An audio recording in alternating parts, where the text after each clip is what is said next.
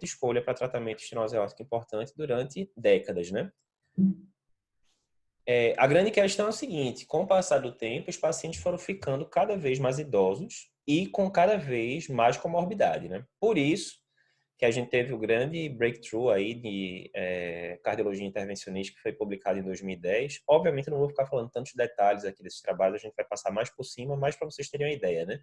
O que acontecia? Em 2010, estava eu lá no R2 de cardiologia, o que acontecia na época, se você pegasse um paciente com estenose aórtica, é importante, com indicação de intervenção, e esse paciente tivesse um risco cirúrgico muito alto, ou mesmo proibitivo, principalmente se fosse proibitivo, ele terminava ficando em paliação. E era uma coisa muito desalentadora, né? A gente pegar aquele paciente com dispneia endotorácica e fazer um tratamento paliativo. A gente sabe que as medicações nesses casos são muito ruins, né? Para aliviar os sintomas do paciente, e você via aquele paciente definhando, né?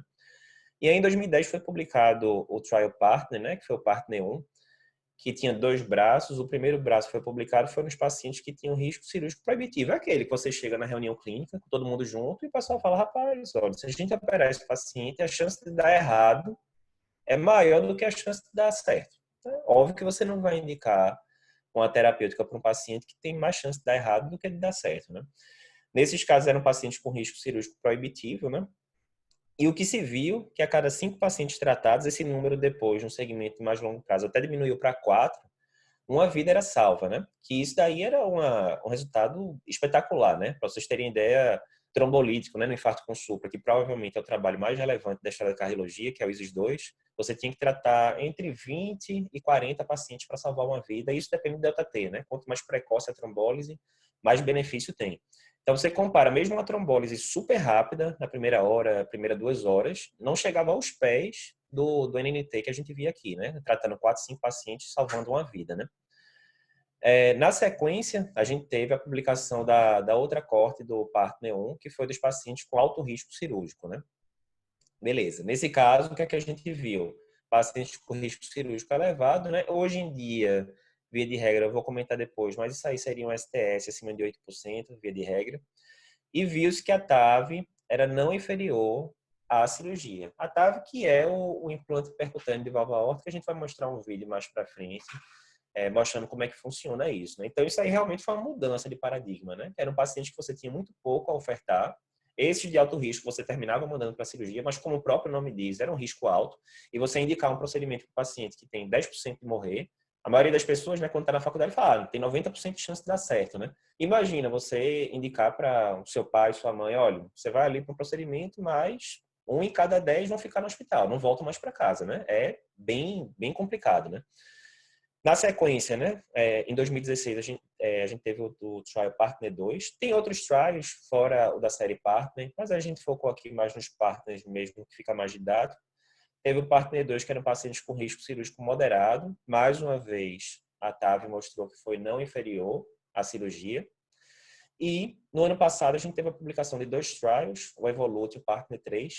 E o Partner 3 mostrou que mesmo em pacientes com baixo risco cirúrgico, abaixo de 4%, de mortalidade, a TAV mostrava benefício, né, em relação à cirurgia. A grande crítica desse estudo é porque o segmento era de muito curto prazo, né? Agora que a gente tem o segmento de 2 anos, e no endpoint eles colocaram um desfecho que era reinternação, que não é uma coisa tão relevante, né? Então, aqui está como superior, mas provavelmente vai ficar como similar, na verdade, a médio e longo prazo. A gente não sabe ainda, né? Então, beleza, resolvido, né? Retável para todo mundo e acabou. Ainda não é assim, né? Tem complicações, como qualquer terapêutica invasiva, né? Então, tem uma taxa de marca-passo definitivo. Na hora que você vai colocar, através do catéter, uma prótese que ela esmaga a válvula nativa, né? A gente sabe que o sistema de condução passa ali pertinho da válvula aórtica. Então, na hora que você esmaga, entre aspas, se esmagar demais, você pode atrapalhar ali o sistema de condução, gerar BAVT. Isso tem diminuído, né, essa taxa de necessidade de marcar passo. Leak perivalvar, né, porque mais uma vez, na hora que você esmaga a válvula nativa, se não ficar tudo bem colocado ali, pode ficar algum pontozinho que não ficou tão bem aderido ali na via de saída do ventrículo esquerdo e gerar também alguma regurgitação perivalvar. Isso está relacionado com desfecho a longo prazo. A VCI, né, também não é muito difícil de entender. Se você está lá com a válvula aórtica toda calcificada e você vai insuflar um balão em cima dela para depois colocar a prótese, pode desgarrar, né, algum pedacinho de cálcio ali e causar um AVC. Oclusão coronariana, né? Lembrar que os ossos de coronária, consiste de anatomia, os ossos das coronárias saem logo acima da implantação da válvula aórtica. Então, essas próteses aqui é um exemplo delas. A prótese pode ocluir, né? Raramente o osso da coronária, é uma complicação grave isso. Endocardite, como qualquer prótese, né? Enfim, tem uma série de complicações. Que felizmente não são tão frequentes. Aqui só para vocês verem, né, alguns vídeos, a gente vê aqui uma válvula aórtica bem calcificada, o balão aqui insuflando, né, de forma similar ao balão que a gente vê no angioplastia, sendo que obviamente bem maior, né, mas o princípio bem parecido, e a gente vê ele insuflando em cima da válvula nativa. Aqui a gente consegue ver nesse vídeo que a válvula não abre bem, né, esses pontos aqui escuros que vocês estão vendo é tudo cálcio isso, né, então é uma válvula bem calcificada. E depois a gente vê aqui a prótese em si sendo expandida, né, pelo balão, que demora um pouquinho, ele vai expandindo ali no local exato, né, tem que ficar bem posicionado. E depois a gente vai ver aqui o vídeo do que acontece na hora que a válvula está aberta, né. Aqui ele está injetando contraste na aorta e a gente vê que não está tendo nenhum refluxo significativo para dentro do ventrículo esquerdo, que está aqui, enfim. Essa é uma das formas de a gente ver se o procedimento ficou bem feito, né?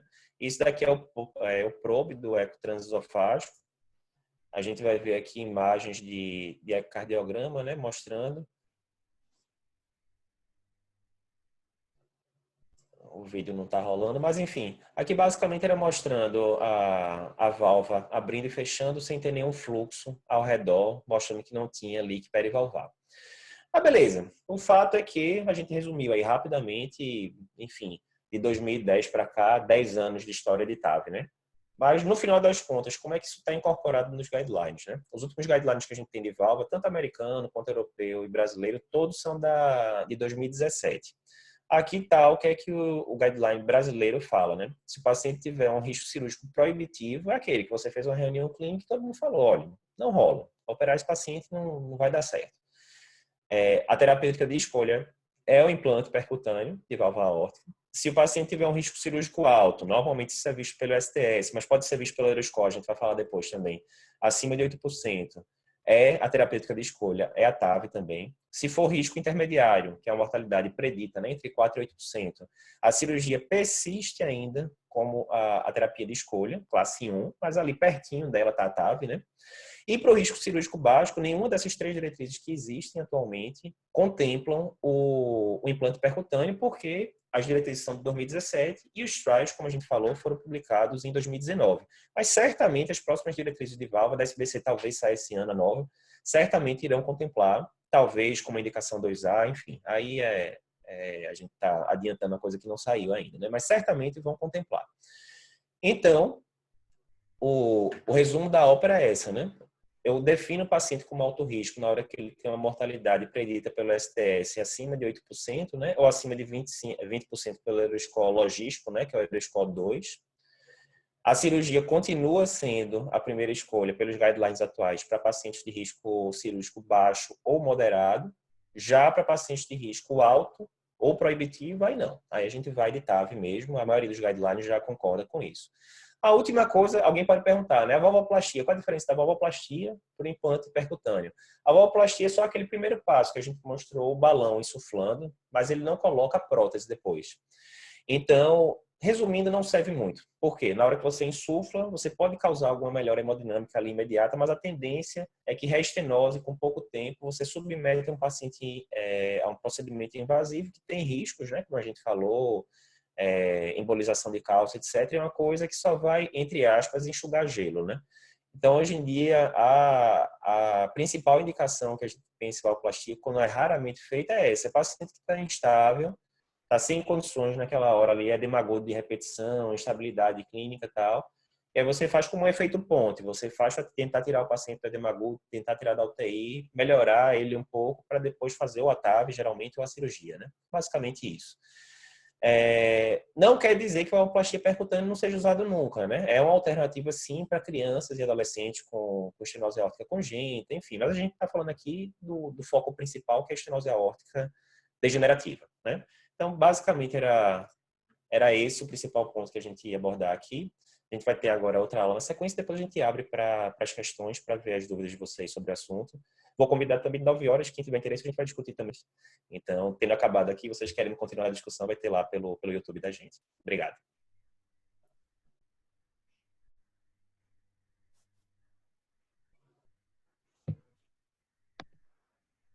Bom, doutor Eduardo Lapa, parabéns pela apresentação, foi excelente, bem didática e bem objetiva, como sempre são suas aulas e as suas apresentações. Agradeço novamente pela sua disponibilidade e esperamos que dê para você ficar até o final para a gente poder ouvir mais um pouquinho sobre os seus comentários finais. Quero chamar agora para falar Perfeito. a doutora Marcela Salles. Ela é cirurgiã cardiovascular, presidente da Sociedade Gaúcha de Cirurgia Cardiovascular, coordenadora do programa de residência médica em cirurgia cardiovascular da Santa Casa de Porto Alegre e editora associada do Journal Cardiovascular Surgeon, Brasília Journal Cardiovascular Surgeon. E ela vai nos dar a honra para falar sobre o tratamento cirúrgico e intervencionista da válvula aórtica. Então, doutora Marcela, muito obrigado por você ter aceitado e estamos aí ansiosos de ouvi-la.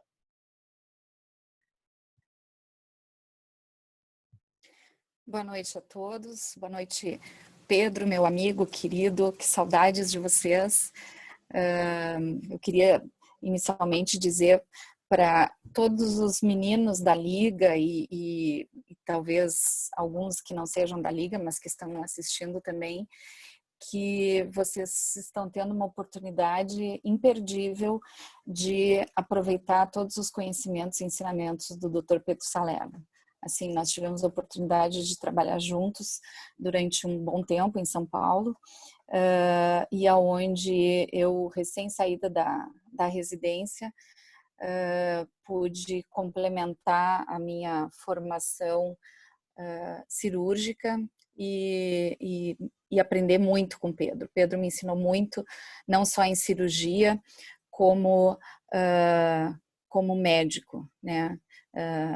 Ético, responsável e extremamente correto e habilidoso em todos os campos do domínio. Eu agradeço esse convite, foi bastante legal, assim, essa oportunidade de fazer uma revisão sobre o tratamento cirúrgico intervencionista da válvula aórtica. Como vocês sabem, o histórico da válvula aórtica já tem bastante tempo, como o Dr. Eduardo já falou, e então eu vou tentar trazer algumas informações complementares, né? Eu peço desculpa se eu repetir alguma coisa que já foi dita pelo colega, mas eu não sabia muito bem o que ele iria abordar. Então, eu vou começar a minha apresentação.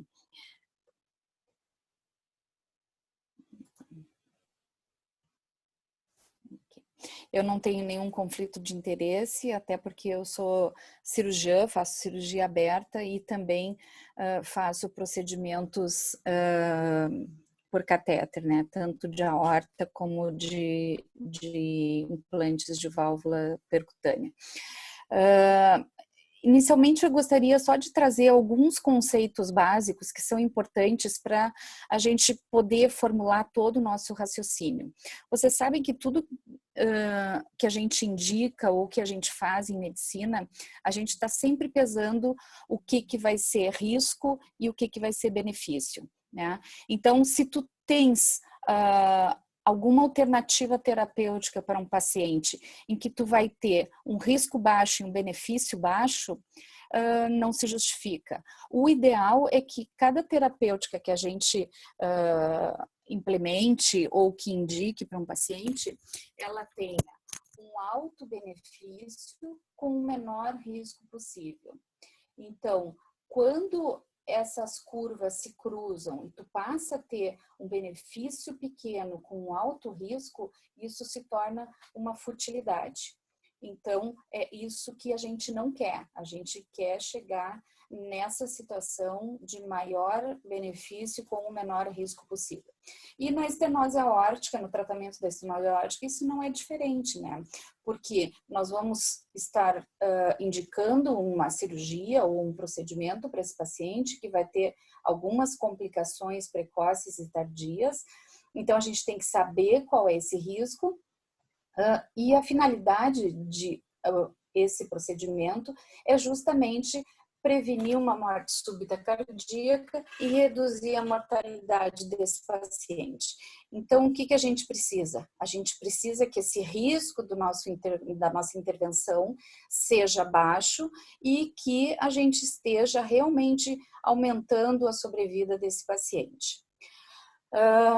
Esse slide, muito provavelmente todos vocês já viram na vida, né? Todas as aulas de estenose aórtica começam com esse slide, que é exatamente a história natural da estenose aórtica. Ela cursa durante um longo período de tempo em que o paciente fica assintomático, a gente chama isso de período latente da estenose aórtica, e o risco de a sobrevida desse paciente é muito semelhante ao da população normal que não tem estenose aórtica.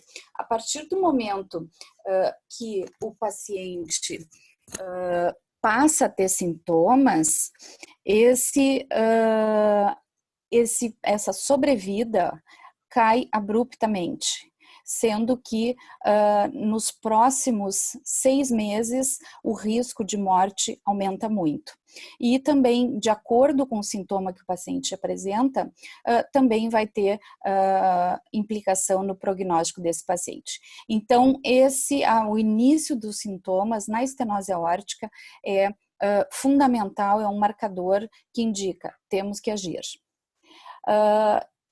Então, a cirurgia já é comprovada desde há muito tempo, vocês veem que esse trabalho de 1982, que mostrou um benefício muito grande em termos de sobrevida nos pacientes com estenose aórtica sintomática. Um outro conceito que eu gostaria de trazer para vocês é que a gente não vai caracterizar essa estenose aórtica apenas como sendo leve, moderada ou severa. Por quê? Porque mesmo a estenose aórtica, que a gente já sabe que é severa, que tem um gradiente acima de 40, que tem uma velocidade de fluxo acima de 4 metros por segundo, uma área valvar menor do que 1 centímetro quadrado, mesmo esse paciente, ele pode ter graus de severidade mais intensos, e isso vai estar diretamente relacionado com o prognóstico. Ou seja, quanto pior a severidade, quanto maior essa estenose, mesmo já sendo severa, isso vai implicar significativamente no prognóstico, em termos de sobrevida. Então, vocês veem que as curvas de sobrevida livre de eventos piora muito conforme a maior velocidade de fluxo e também conforme o grau da estenose. Um outro aspecto que eu gostaria de falar com vocês é sobre a estenose aórtica assintomática. O colega, o Dr. Eduardo, falou rapidamente, mas eu acho que esse é um ponto que vale a pena a gente gastar um minutinho nisso. O paciente assintomático, ele teoricamente teria aquela sobrevida com melhor prognóstico. Porém, a gente sabe que o paciente, mesmo que não tenha sintomas, se ele tiver uma estenose aórtica severa ou muito mais do que severa, ele vai ter uma sobrevida pior. Então, vocês veem, isso aqui é uma coorte prospectiva em pacientes assintomáticos, em que estenose aórtica pior tem uma curva de sobrevida pior, sendo que ao final de no longo prazo, essas sobrevidas são muito baixas. Então, o paciente assintomático, ele deve ser muito bem avaliado. E existem indicadores de mau prognóstico de estenose aórtica em pacientes assintomáticos, que estão aqui listados. Então, esse paciente tem que ser avaliado com teste de esforço, tem que se avaliar a fração de ejeção do paciente, tem que ver se ele tem marcadores tipo BNP ou pró-BNP, que vão nos indicar mau prognóstico nesse paciente, mesmo ele sendo assintomático. Aqui vocês veem, então, que esse é um outro estudo observacional em que pacientes com estenose aórtica assintomática foram ou mantidos em acompanhamento clínico ou foram submetidos à cirurgia, e a curva de sobrevida é muito melhor naqueles pacientes que foram submetidos à cirurgia, na estenose aórtica severa. Então, o que a gente pode já falar aqui? É mandatório que a gente opere o paciente com estenose aórtica severa assintomática? Não, não é mandatório. A gente precisa avaliar e precisa ver se ele tem marcadores de mau prognóstico. Mas existem sim pacientes que podem se beneficiar da cirurgia precoce, mesmo ainda não tendo sintomas. Uma outra situação que eu preciso falar com vocês e que vocês que são jovens e vão estar no pleno do exercício médico de vocês daqui a 10, 20 anos, é a questão do idoso. Por quê? O idoso, ele sofre várias alterações fisiológicas no seu sistema cardiovascular. Os vasos são mais rígidos, tem mais disfunção endotelial, a aterosclerose é pior, vai ter doença periférica, várias outras comorbidades, alterações miocárdicas, apoptose celular. Tudo isso conflui para que ele tenha um estresse cirúrgico maior quando ele precisa ser submetido a algum estresse. Ele vai ter uma mais facilidade de descompensar, vai ter uma maior morbimortalidade. E aqui eu chamo a atenção nesse quadro que é o da fragilidade. A fragilidade tem sido muito avaliada ultimamente, desde que a população começou a envelhecer. Então, vocês veem aqui, 2 pacientes, os 2 com 78 anos, os 2 com a mesma doença, e pelos scores, os cálculos de scores, o mesmo score. Mas certamente vocês conseguem observar que um paciente é muito frágil, enquanto o outro não se apresenta frágil. E os scores não estavam contemplando isso. Então, o conceito de fragilidade é a redução das reservas corporais e resistências ao estresse fisiológico, que leva a uma maior vulnerabilidade a eventos adversos. Quais são os critérios para a gente definir fragilidade de um paciente? A fraqueza, perda de peso, a perda de massa muscular, o fôlego desse paciente, se ele resiste à atividade física, aqui é baixa resistência, né? E a baixa velocidade de caminhada. Então, são esses fatores que vão ser avaliados nos testes de fragilidade. E aqui a gente vê e comprova, né, que a fragilidade é... que a fragilidade é um preditor de mortalidade no pós-operatório de cirurgia cardíaca. Mesmo já mesmo precoce, preditor de mortalidade precoce e tardia em cirurgia cardíaca. Vocês veem que quanto mais frágil o paciente, maior vai ser a mortalidade desse paciente. E por que isso é importante? Eu já tinha falado, né? Vocês veem que as curvas de populacionais, elas estão se invertendo. A gente tinha na década de 90 uma população jovem e a população está envelhecendo. Então, nos últimos 40 anos, a expectativa aumentou mais de 6 meses a cada ano. Então, daqui a 10 anos, 20 anos, nós vamos ter uma população imensa de pacientes idosos e que vão ter uma doença que se chama estenose aórtica, que é característica do idoso.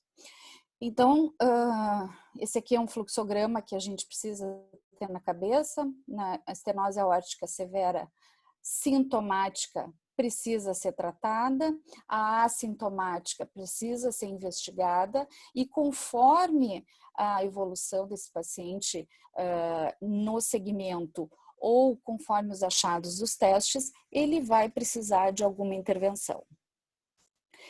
Vamos agora então para a cirurgia convencional, que foi, como o Eduardo já falou, o tratamento de escolha e ainda hoje é o padrão ouro. A gente tem, então, na cirurgia convencional, a substituição da válvula aórtica do paciente por uma prótese, quer seja biológica ou metálica, que na verdade isso aqui ou é titânio ou é uma liga de carbono pirolítico, né?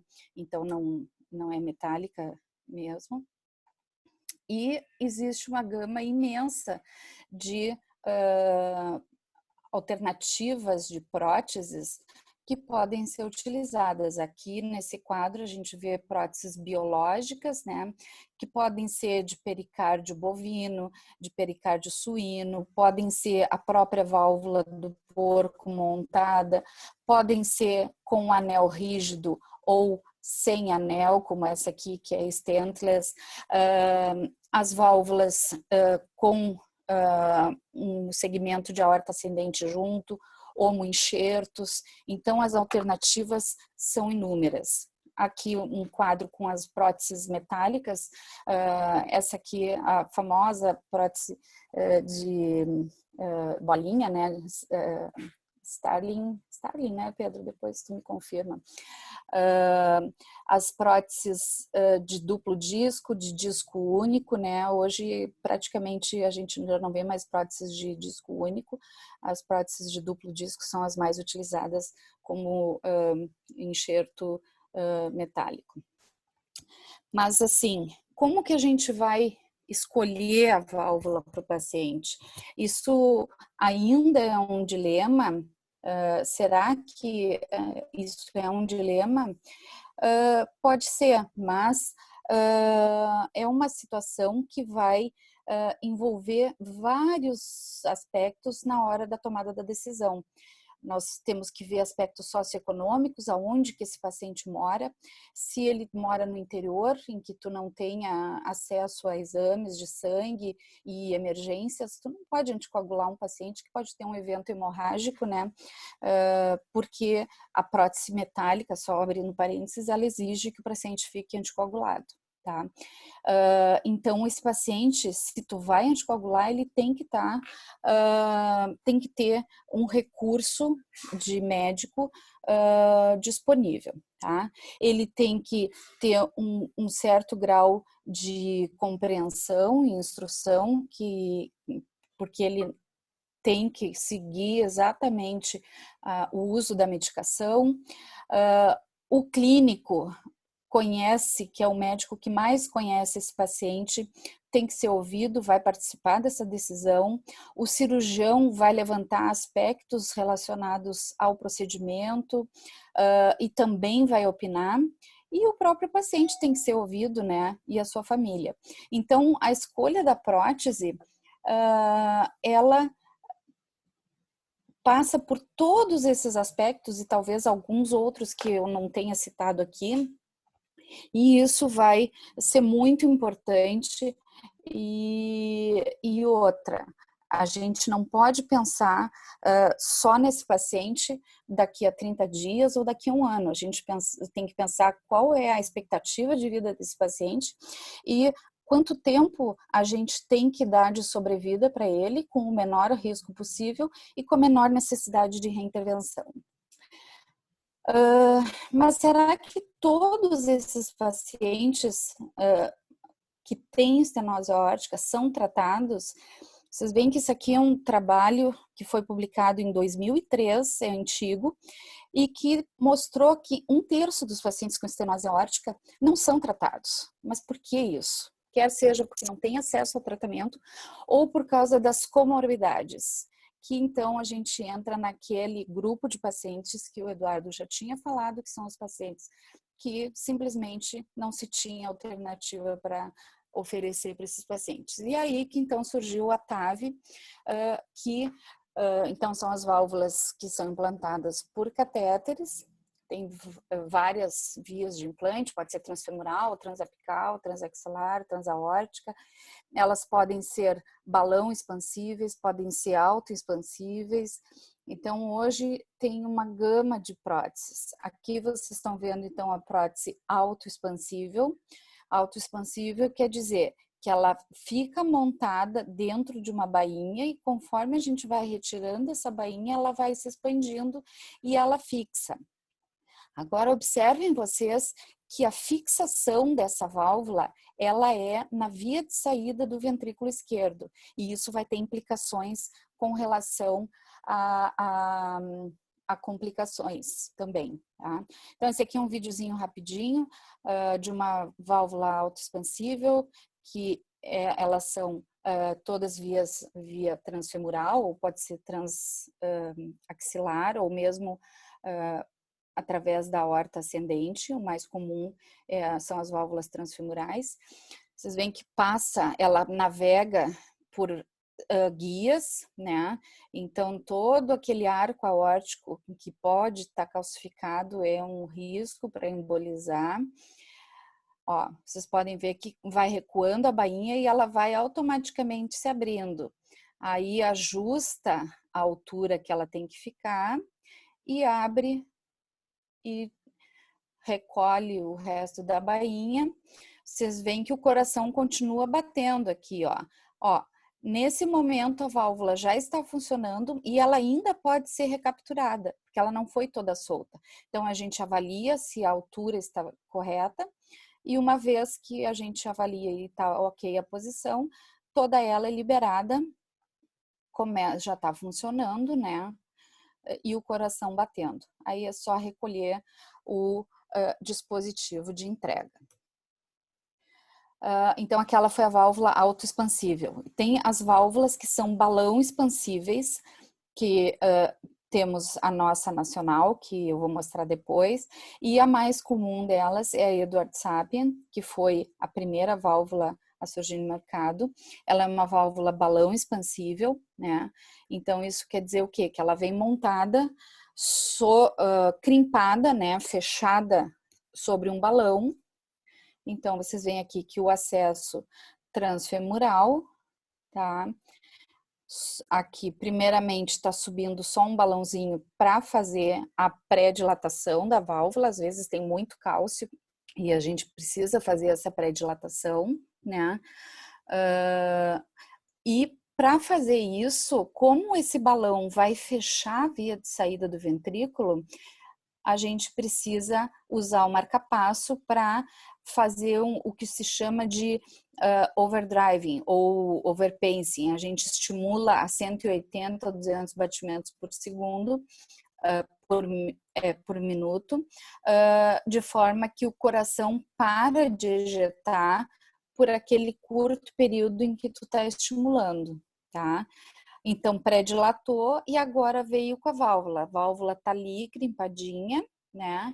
Agora, de novo, usa o marca-passo para parar de ejetar o coração e abre a válvula no lugar. No momento que ela está aberta, desliga o marca-passo e o coração volta a bater e a válvula já está funcionando. Ok? E tem também a possibilidade de a gente fazer pela via transapical, quando não tem acessos disponíveis. Então, a via transapical é uma alternativa. A prótese brasileira da Braille é por via transapical, a válvula transfemoral da Braille ela está sendo desenvolvida, mas ainda não está disponível no mercado, né? Então, o implante via transapical requer que se faça uma mini toracotomia. A gente abre bem o tórax bem sobre o ápice do coração, né? Faz uma bolsinha na ponta do coração. Então, vocês imaginem que isso pode ser preocupante. Ó, aqui está primeiro ou passando o balão para fazer a pré-dilatação. Geralmente esses pacientes são mais frágeis, mais idosos, então esse músculo da ponta também é frágil, né? Então isso também tem as suas implicações. Mais uma vez, uma válvula balão expansível, né? Então vocês veem que ela está funcionando. Aí tira todo o sistema, fecha a ponta e fecha a toracotomia, precisa botar dreno de tórax, né? Então, ok. No videozinho tudo funciona muito bem, né? Essa é uma foto da nossa sala híbrida que nós temos lá no São Francisco, que é onde a gente faz, é uma sala que tem o aparelho de hemodinâmica dentro do centro cirúrgico. Essa aqui é uma sala cirúrgica, em que quando não está sendo usado a hemodinâmica, a gente usa para fazer cirurgias comuns. Então esse é o mundo ideal, né? Tu ter um ambiente cirúrgico com a sala de hemodinâmica em que tu tenha todos os recursos. Bom, o vídeo tudo funciona muito bem, né? Mas existem muitas dificuldades, né? Para esses procedimentos transcatéter, né? Podem ser elas relacionadas aos acessos, pode ter femoral fina, com ateromatose, tu pode ter um tórax hostil que te impeça de fazer um acesso transapical, ou tu pode ter dificuldades relacionadas à própria aorta, né, ser muito angulado ou não, altura dos ósseos coronarianos, que tu precisa ter espaço para implantar a válvula assim que fecha a coronária, calcificação da janela mitroótica, isso vai ter muitas implicações. Existem algumas contraindicações absolutas para uma via ou outra via, né? Por exemplo, se tu já tem pericárdio calcificado, se tu já tem uma cirurgia prévia de um aneurisma de ápice de VE, isso vai te impedir que tu faça um acesso transapical. Tá?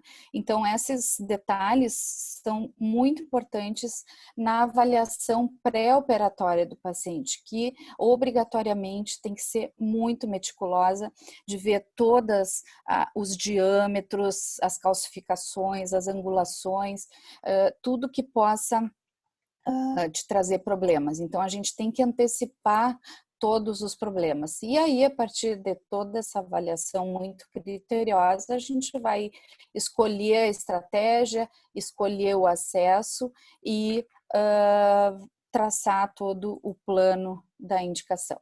Tá? Se eu tiver um acesso muito fino, eu posso usar conduítos, posso acessar direto uma artéria ilíaca, né, e trabalhar por ali, porque às vezes a ilíaca tem um bom calibre e as femorais não, tá?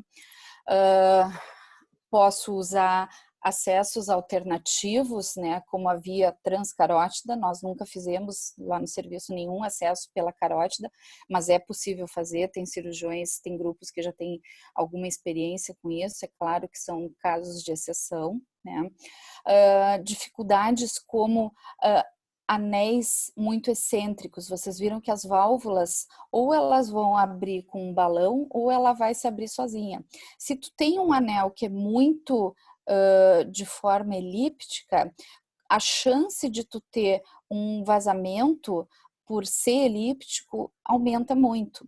E da mesma forma, a calcificação pode ser um problema, tanto quando tu tem pouca calcificação, como quando tu tiveres muita calcificação.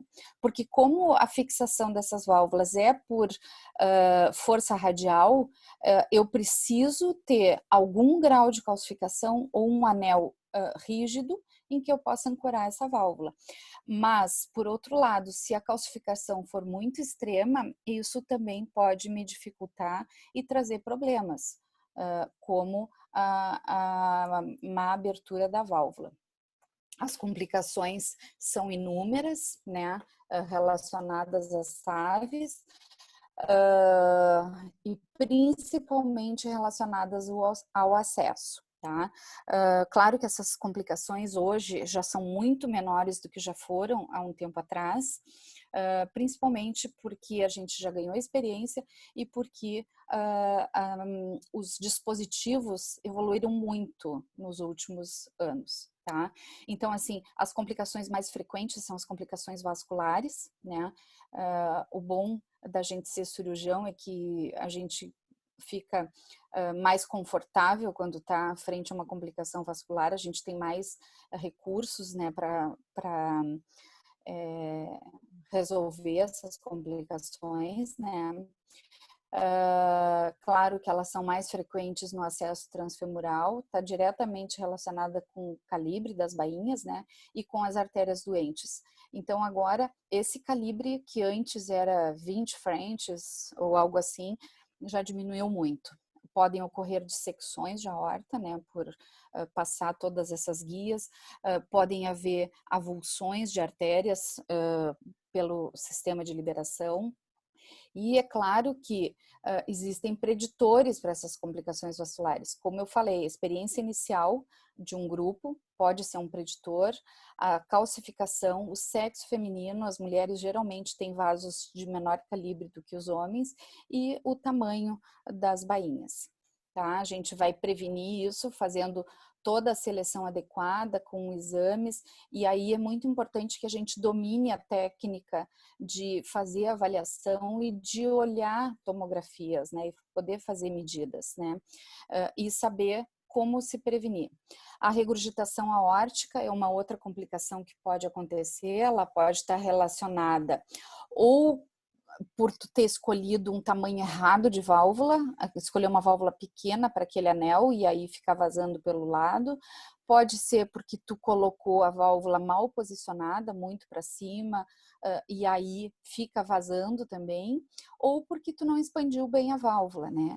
Então, tudo isso, claro que diminui a incidência da regurgitação aórtica depois que os dispositivos melhoraram e que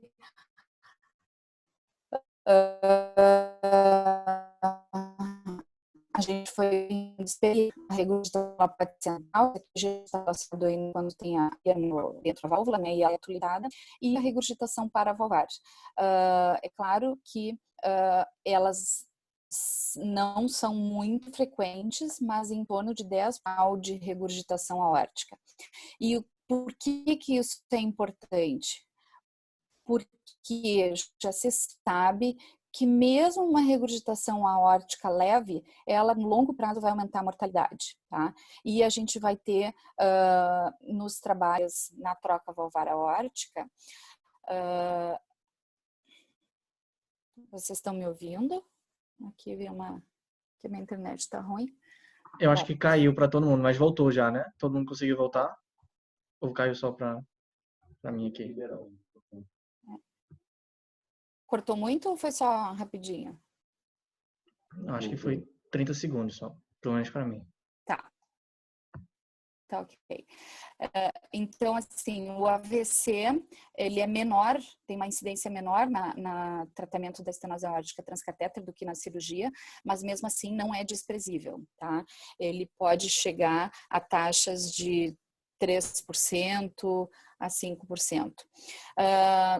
Em que momento que acontece esse AVC? Vocês veem que a maior incidência é justamente no momento em que tu está liberando a válvula ou quando tu está posicionando. Mas mesmo quando tu está só passando as guias, também pode acontecer esse AVC. A maioria deles acontece nas primeiras 24 horas ou até o segundo dia, tá? Mas ele pode acontecer até depois, tá?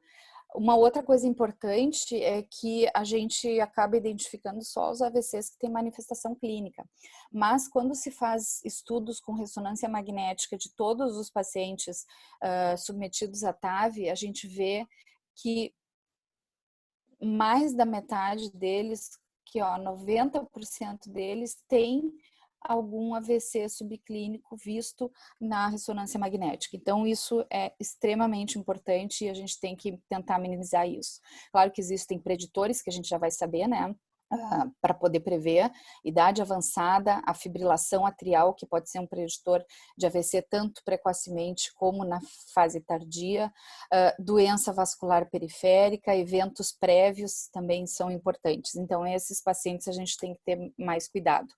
E por que o AVC é importante? Porque ele é um preditor de maior mortalidade ao final de um ano. Então, aquele paciente que tem um AVC, ele vai ter uma mortalidade maior no segmento.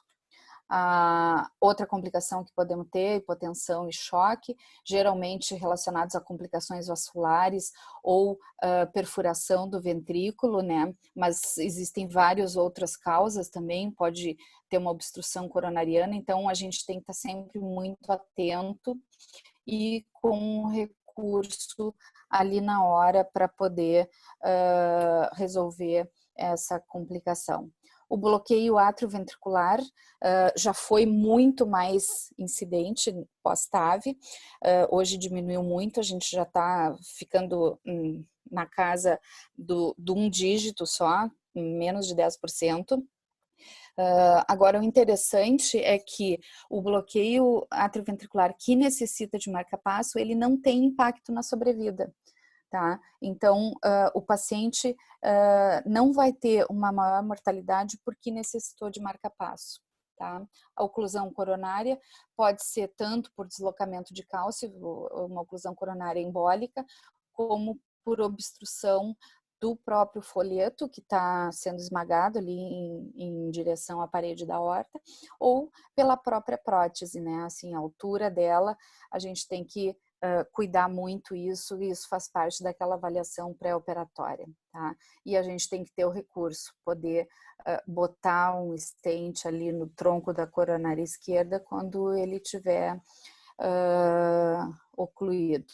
Muitas vezes, se a gente tem uma coronária muito baixa e tu já suspeita que pode acontecer isso, já deixa um stent estacionado lá, porque daí fica muito mais fácil, se ocluir a coronária, só traciona e abre o stent. Claro que isso não é muito comum, graças a Deus. A prótese pode deslocar, vocês veem que aqui ela está na aorta ascendente, aqui está no arco aórtico, né? E isso é o mau posicionamento, ela pode embolizar tanto para dentro do ventrículo como para dentro da aorta. As rupturas do anel estão geralmente relacionadas a isso aqui, ó, que é a calcificação da janela mitroaórtica. Tu imagina que isso aqui não tem distensibilidade, tu vai lá, bota um balão e pode romper esse cálcio, ele pode quebrar, e isso é uma situação dramática. Graças a Deus é muito pouco frequente. A perfuração do ventrículo também pode acontecer, né? Então a gente toma as precauções. Aqui vocês veem uma complicação bem grave pós-TAV via transapical, que é a formação de um pseudoneurisma na ponta do ventrículo. Bom, então vamos agora para a última parte, né? Eu acho que talvez esteja muito longa a minha apresentação, mas eu não consegui resumir mais. O que dizem as diretrizes e o que dizem os últimos trials, que a gente já ouviu antes, mas tem algumas coisas que eu gostaria de comentar. O Heart Team, a avaliação do paciente pelo Heart Team, ou o Valve Team, né? Vocês veem que é uma indicação classe 1. É muito importante essa discussão em grupo do paciente, tá? Para que a gente não tenha opiniões enviesadas. O paciente sintomático, não há dúvida, né, que a troca valvar aórtica é classe 1. Mas nós temos 5 situações em que a gente precisa discutir melhor na estenose aórtica, que é a situação da futilidade, o risco proibitivo, o risco alto, o risco intermediário e o risco baixo. Então vamos ver o que a gente tem de evidências científicas em relação a isso. Aqui estão os principais trials que a gente tem, né, na evolução da história da TAV. Primeiro aqui, ó, no risco proibitivo, acima de 14%, 15%, o partner B, 1B, os pacientes do partner 1A, que eram de risco alto, um STS score médio de 11,3, pacientes de risco intermediário, entrar no estudo CoreValve, o partner 2A e o SURTAV, nós vamos ver depois, e tem aqui os pacientes de risco baixo, que são até STS de 3%. A futilidade, né, é aquele paciente que não tem por que tu submeter a um procedimento, porque tu não vai ter um benefício importante. Então, ou seja, paciente que tem uma demência aumentada, que não tem mobilidade, que está restrito à cama, caquexia, sarcopenia severa. Então, esses pacientes, ó, doença sistêmica em fase final, esse paciente é futilidade. Então, indicação classe 3, não tem indicação de implante de TAV. Pacientes de risco proibitivo são aqueles pacientes em que tem um risco cirúrgico tão alto que não te permite que tu faça a cirurgia. Pode chegar a 30%, 40% dos pacientes com estenose aórtica, né? Eles vão ter uma elevada mortalidade por vários fatores, né? Então, esse paciente tem uma grande necessidade clínica para que se faça TAV. E eles foram estudados na coorte B do Partner 1, tá? Então, vocês veem que quando comparado ao final de 3 anos, o paciente que não fez cirurgia, que não fez TAV, que ficou só no tratamento clínico, quando comparado com o paciente que colocou uma TAV, o benefício foi muito grande, tá? Então, esse paciente que tem risco cirúrgico proibitivo, TAV, classe 1 de indicação com nível de evidência A. Paciente de alto risco é aquele paciente que tu estima que possa ter uma mortalidade em torno de 15%, até 15%, de 8 a 15, 14% de STS. Então, esses pacientes foram avaliados na coorte A do Partner 1 e mostrou que, ao final de 3 anos, eles tiveram sobrevida semelhante aos pacientes que foram submetidos à cirurgia de troca valvar aórtica. Então, nesses pacientes, vocês veem que a diretriz fala que tanto a cirurgia como a TAV são classe de indicação 1 com nível de evidência A, tá? Então, a gente vai considerar a TAV, claro, levando em conta uma série de outros fatores. Pacientes de risco intermediário, eles foram estudados no Partner 2, tá? Que avaliou pacientes que tinham risco intermediário e o desfecho foi morte por qualquer causa ou AVC, que deixava desabilitado. Então, a gente vê que eles tiveram curvas semelhantes, não houve diferença. Quando a gente avalia só o grupo que fez TAV por via transfemoral, teve uma melhora em relação à cirurgia, tá? Pacientes que fizeram TAV transfemoral. E esse estudo já tem o resultado de 5 anos dele, que no desfecho primário não há diferença significativa da cirurgia para TAV, porém, quando a gente avalia subgrupos, existe muito mais leak paravalvar, hospitalizações repetidas e necessidade de reintervenção nos pacientes submetidos a TAV, quando comparados aos pacientes submetidos à cirurgia, tá? Então, em outro estudo que avaliou risco intermediário, que foi o SOR-TAV Trial, que era um estudo para mostrar não inferioridade, é um estudo randomizado de não inferioridade, esses estudos são bem complicados de fazer, com quase 2.000 pacientes, tá? Então, mostrou que a TAV foi não inferior à cirurgia. Notem bem que o fato de tu identificar que um estudo foi um procedimento, uma terapêutica foi não inferior, não significa superioridade, ok? Essa aqui é uma meta-análise que contemplou pacientes com risco intermediário, tá? E essa meta-análise mostrou o quê? Que a cirurgia e a TAV foram similares para mortalidade e MACE. MACE são eventos adversos cardiovasculares maiores. Teve uma menor incidência de insuficiência renal aguda e fibrilação atrial do que a cirurgia, mas teve maiores complicações vasculares e necessidade de marca-passo, tá?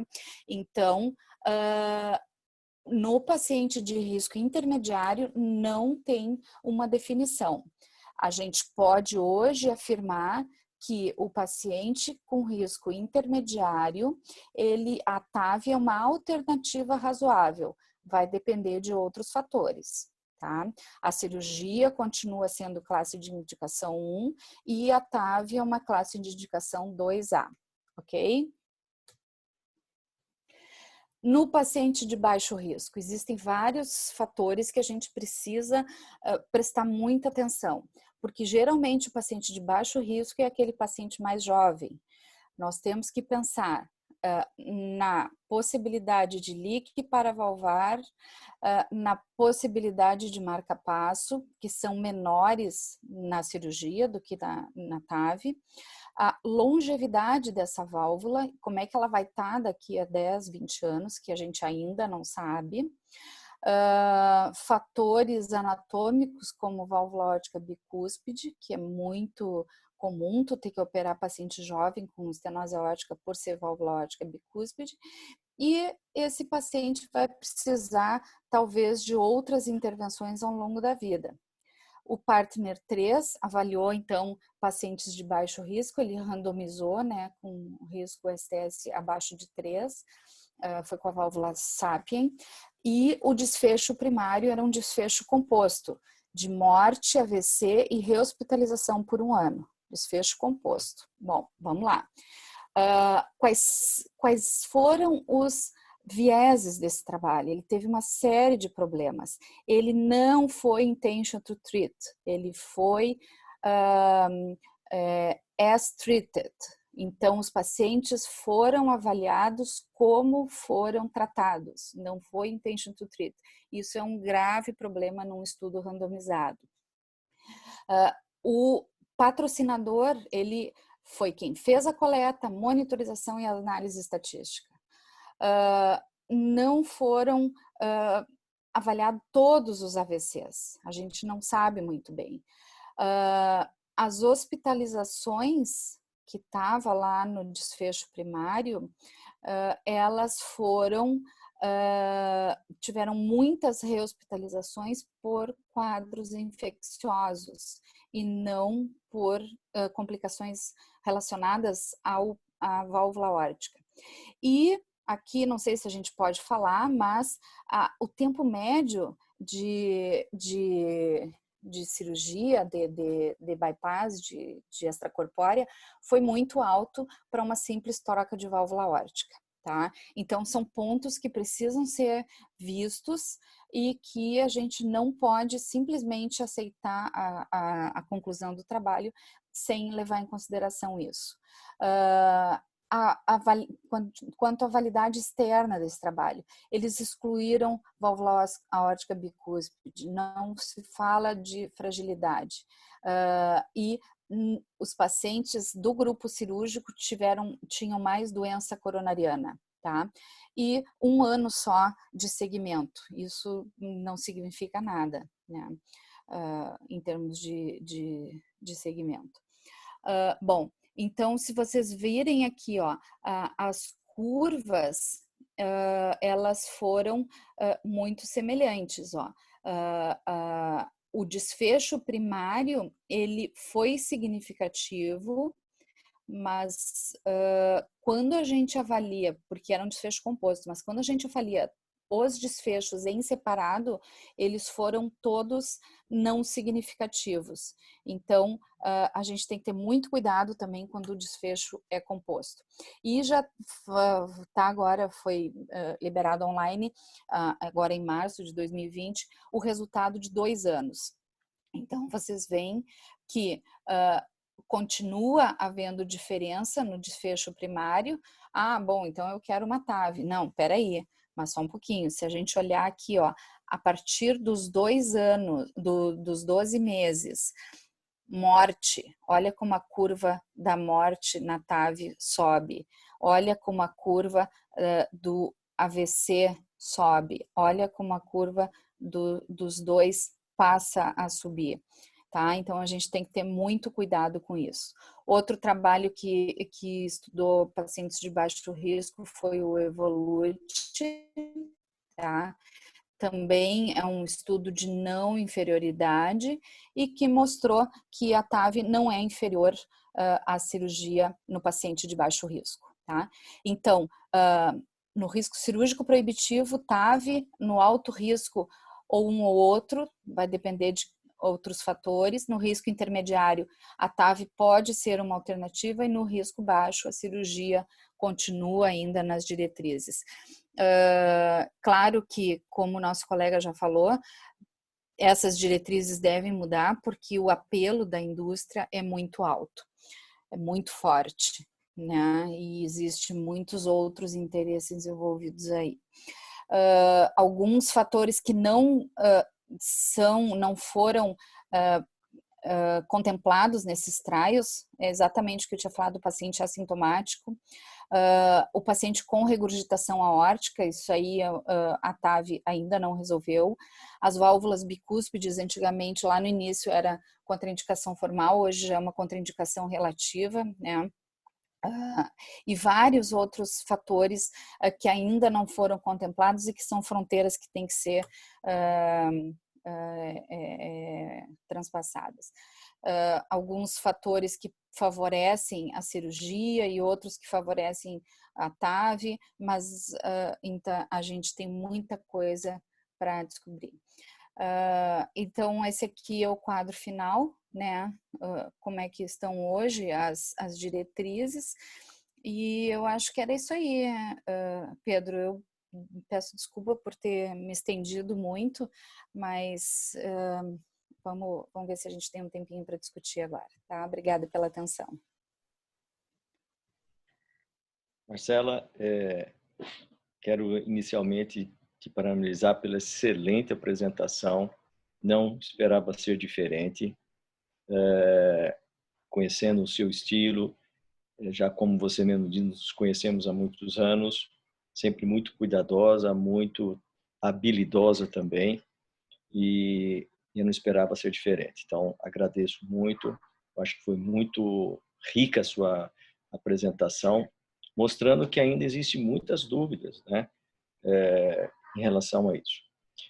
Nós vamos direcionar algumas perguntas para o Dr. Eduardo, porque ele tem uma outra live às 9 horas e ele vai ter que sair porque ele é o mediador e tudo. Então, eu gostaria de fazer uma pergunta para iniciar o debate, seria a seguinte: um paciente de 70 anos de idade, sem comorbidades, estenose aórtica severa, já teve dor, síncope, enfim, tem indicação de fazer algum tratamento. TAV ou cirurgia convencional? Gostaria de cada um colocasse 70 anos, sem comorbidades, estenose aórtica severa. Perfeito. Bem, então, Pedro, eu tive uma paciente muito similar no consultório 2 anos atrás. Eu lembro que na época não tinha saído ainda o resultado de nenhum dos estudos, né, do Partner 3 do Evolute. E na época, eu me lembro, a paciente de 69 anos, era uma bicúspide ela. Provavelmente tinha dúvida se era uma degenerativa bicuspidizada. E eu me lembro que na época a gente conversou bastante, era parente médico, né? Sempre é parente médico. E a gente falando na época, olha, não tem os estudos, provavelmente surgirão, etc. Indiquei cirurgia, operou, saiu muito bem. De fato, a gente tem os estudos, mas eu concordo, o resultado dos estudos que a gente tem do ano passado para cá significa muito pouco, né? Porque 1, 2 anos, quando saiu, né, Dr. Brown, inclusive, falou lá no congresso, né? Foi aquela ovação, tá? O Dr. Brown dizendo, né, que tinha mudado ali, eles estavam presenciando a medicina mudando. Quem sou eu para discordar do Dr. Brown, né? Mas realmente, o resultado de 1 ano ou 2 anos, como a gente tem agora do Partner 3, infelizmente não dá para dizer muita coisa, né? Você dizer, com 1 ano o implante percutâneo foi superior porque deu menos reinternação, basicamente, né, do que a cirurgia. Quem não imaginaria que isso iria acontecer, né? É razoavelmente óbvio, né, o resultado, né? A grande questão, de fato, é ali de 4, 5 anos para cima, né? Então, num paciente de 70 anos, lógico que é decisão compartilhada, óbvio, Mas eu deixaria enfatizado que, por enquanto, ainda concordo com as diretrizes, com o segmento de 2 anos que a gente tem do Partner 3, que nem foi publicado ainda, né? Foi só apresentado no ACC Online. E de 1 ano do Evolute, a minha tendência seria ir para a cirurgia. Mas, óbvio que o paciente vai ter papel nessa escolha, né? A mesma coisa, quando a gente pega paciente triarterial diabético, tá lá o Freedom, né? Mostrando que cirurgia é melhor. Mas o paciente tem direito de dizer, né? Olha, eu quero ter um risco um pouquinho maior de ter desfecho, mas fazer uma coisa que eu vou embora no outro dia, ou enfim, né? Então, acho que o papel do médico é passar as informações como elas são, sem tentar enviesar para um lado ou para o outro. Óbvio, sempre ver quem é que vai fazer o procedimento de um lado e do outro, né? Óbvio. Mas você estando bem servido dos dois lados, eu acho que é passar para o paciente e deixar ele decidir, mostrando de forma clara vantagens e desvantagens e o que tem de incerteza, né? Cela? Bom, eu concordo com o Eduardo, mas eu quero lembrar 2 pontos que são importantes. Primeiro, cada um tem que conhecer o seu resultado, né? Então, para isso, a gente precisa ter bancos de dados para eu poder dizer para o meu clínico, para dizer assim, Eduardo, o risco de eu operar essa paciente ou de nós operarmos no nosso serviço é menos de 2%. Com o benefício que tu já sabe, com aquela válvula, com tratamento anticalcificante, como é que ele vai estar daqui a 10 anos. Tá? Então, acho que primeiro a gente precisa saber quais são os nossos resultados. E segundo, que a gente não falou ainda, é a questão de financiamento, né? Porque os convênios ainda não estão pagando, a gente tem muita dificuldade para autorizar, até naquele paciente de risco alto a gente está tendo dificuldade. Então, por enquanto, eu acho que assim, mesmo que a gente tenha as diretrizes, a gente ainda vai demorar para conseguir expandir muito mais a indicação de TAV. Tá? Mas assim, a cirurgia de válvula aórtica, o Pedro está aí para confirmar, é uma cirurgia que a gente faz com baixo risco, né? É uma cirurgia rápida, com todos hoje as extracorpóreas boas, proteção miocárdica e tudo, a gente faz uma cirurgia com baixo risco. É claro que o paciente vai preferir, em vez de ter um corte com dreno e com um monte de coisa, fazer um procedimento percutâneo, que hoje a gente tem feito até sem dissecar a artéria, a gente só faz com punção. Mas a grande barreira nossa vai ser o financiamento disso aí. Eu vou pedir agora para que o pessoal da Liga, acho que tem algumas perguntas direcionadas para Eduardo, e aí, como ele tem que sair, então, Pedro, tem alguma pergunta para o doutor Eduardo? Antes, vamos permitir para os participantes, né, dar preferência para as perguntas dele. Existe alguma pergunta?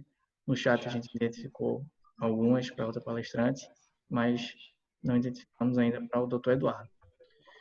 Existe alguma? Vamos dar um minutinho para responderem aí, caso queiram confabular, já que temos pouco tempo para ele. Eu posso fazer uma pergunta para o Eduardo? Com certeza. Eduardo, fala um pouquinho para nós do paciente que tem gradiente baixo, que tem disfunção ventricular. Essa é uma outra situação que a gente precisa ficar muito atento. Fala um pouquinho para nós disso aí, por favor. A low grade, low flow, né? Só para o pessoal entender, normalmente, para a gente definir que a estenose aórtica é importante, além, lógico, né? Propedêutica e tal, os 2 parâmetros principais de eco que a gente vai ver é a combinação do área valvular menor ou igual a 1, com gradiente maior ou igual a 40. Na hora que soma esses 2, basicamente, a gente no eco já bate o martelo que é uma estenose aórtica importante. O problema é que, às vezes, o paciente tem disfunção de VE, e aí o gradiente baixa, porque é lógico, né? Tá passando menos fluxo ali através daquela válvula aórtica, né? Classicamente, o exame que a gente faz nesses casos para diferenciar é o eco com Dobuta, apesar de estar muito longe de ser aquela coisa extremamente confiável, né? Tem, inclusive, trabalho da Mayo Clinic mostrando isso, que mesmo quando o eco não mostra viabilidade, se você operar o paciente tem benefício, enfim. Mas é uma situação que a gente vê com certa frequência. Acho que está universitário, mês sim, mês também, a gente vê um caso desses, né? Aí a grande questão é, primeiro, de fato, são pacientes de risco maior, né? Porque já tem disfunção de VE. Então, é interessante o eco mostrar que tem alguma reserva miocárdica, porque se não tiver, o prognóstico fica bem complicado. Mas são pacientes que se beneficiam, sim, de cirurgia. Esse trabalho da Mayo Clinic mostrou, né? E são pacientes que a gente ainda não tem muito dado de TAV, na verdade, né? Porque é geralmente critério de exclusão, paciente com disfunção ventricular mais relevante, né? Mas que também tem um racional, né? Porque quanto maior o risco do paciente, né? Mais a TAV beneficia, mas aí já seria off-label, realmente, que a gente já não tem tanta evidência. Mas é um paciente que você tem que estudar muito bem para descobrir o que é causa e o que é consequência, né? Para também não estar operando estenose aórtica moderada no paciente coronariopata, por exemplo, ou com doença de Chagas, o que quer que seja, né? Então, pelos guidelines, o eco do albuto tem um papel central, mas o próprio guideline de 2017 mostra, né, baseado nesse estudo da Mayo Clinic, que se vier sem reserva miocárdica, etc., pelo eco estresse, você poderia fazer o score cálcio da válvula aórtica, né? Então, se o score cálcio vier pipocado, isso aí sugeriria que a etiologia da disfunção é a estenose aórtica, e aí você vai ter que pesar o custo-benefício de intervir o paciente, né? Mas cirurgia certamente tem bem mais evidência observacional, né, não randomizado, do que a TAV nesse cenário, certamente. Doutor Eduardo, Fernanda Pereira perguntou: qual é a situação da TAV aqui em Pernambuco? A situação aqui da TAV em Pernambuco, o doutor Pedro vai saber dizer melhor do que eu no SUS, né? No SUS, realmente, até onde eu sei, a gente consegue algumas... O Procap tem experiência de alguns casos, né? Conseguiu por doação, etc. No privado, a gente já tem vários grupos fazendo, com números bons, várias dezenas de casos, os grupos que eu conheço que estão com volume maior. Então tem tido, mas realmente, como o Marcelo falou, né? O grande problema aí é financiamento, né? Lá no HC a gente já teve vários casos nos últimos anos que, ó, se tivesse uma TAV aqui resolvia, mas a gente tentou doação de indústria e tal.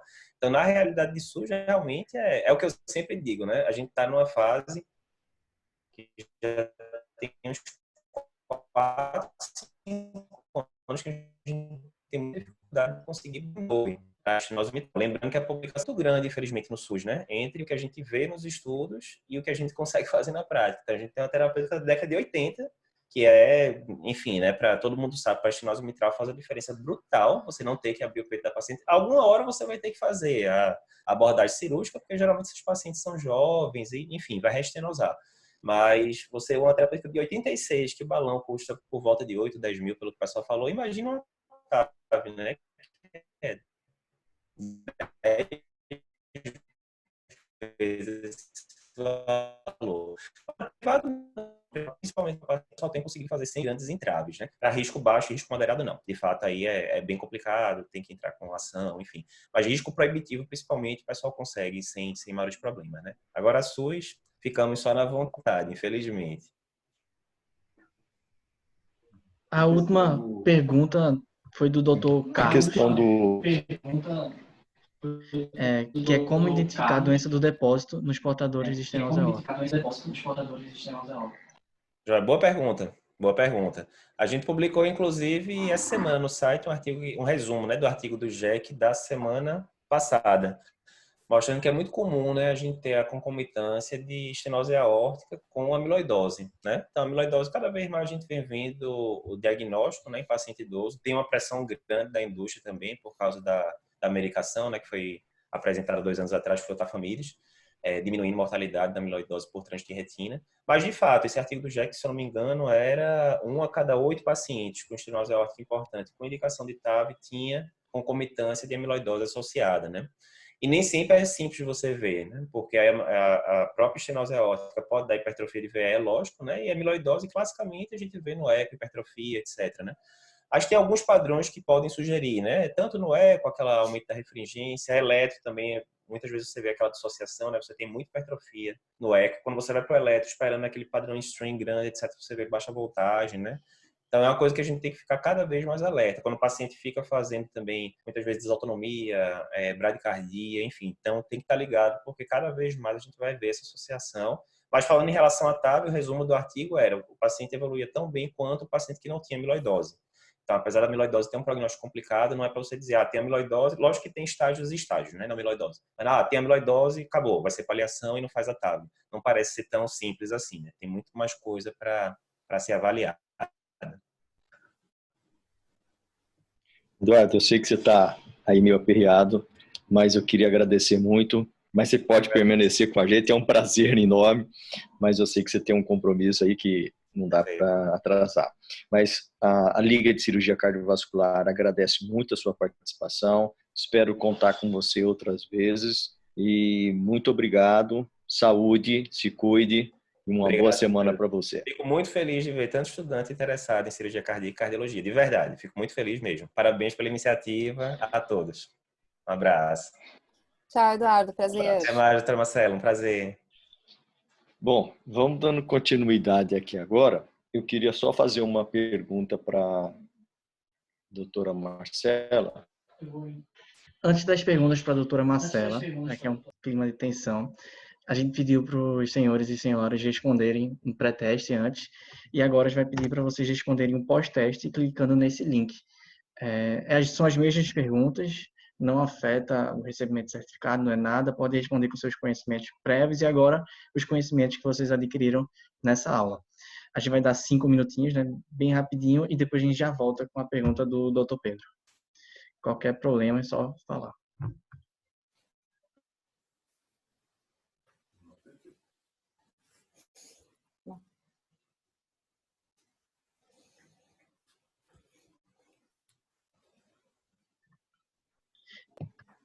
Eu acho que a gente vai tendo um papo enquanto o pessoal vai respondendo a pergunta. Quanto tempo eu gastei, Pedro? Acho que foi muito longa a minha aula. Mas não tem problema, não. Agora a gente vai até... Eu acho que foi ótimo, porque realmente o assunto é muito palpitante, né, Marcela? Você fez uma apresentação. Não, mas eu acho que você fez uma abordagem muito boa para, principalmente, focar o pessoal da Liga, que eu acho que esse que está assim, o nosso foco maior. Tenho colegas aqui participando também, como o Dr. Carlos Melo, que é cardiologista lá do Hospital Esperança. E aí, então, assim, é muito importante essa explanação ampla para não ter o viés de é isso, é aquilo, mas você se baseou em trials, se baseou em estudos que estão dando uma luz no fim do túnel. Eu queria lhe perguntar uma coisa, Marcela, porque eu acho que isso também é importante para os acadêmicos. Qual vai ser a sua escolha em alto expansivo ou balão expansivo? Que critérios você utilizaria para escolher uma prótese ou outra? Excelente pergunta, Pedro. Que eu... Peraí, deixa eu só desligar isso aqui. A prótese balão expansível, hoje ela está muito desenvolvida, se consegue ter índices baixos de leak paravalvar, assim como também a prótese autoexpansível. Eu te diria que a gente não tem tido assim uma preferência por uma ou por outra. Tá? No paciente que pode usar expansível, ela dá mais bloqueio, né? Isso continua ainda. E ela pode ser melhor nos pacientes que têm mais um anel mais elíptico, ela pode se conformar melhor, né? Então, hoje elas estão muito semelhantes. Acontece que o que a gente tem visto, assim, a gente vê o paciente, avalia, é factível de fazer transfemoral, transapical, já faz muito tempo que a gente não faz mais, né? Não tem tido, assim, algum paciente que precise ser transapical.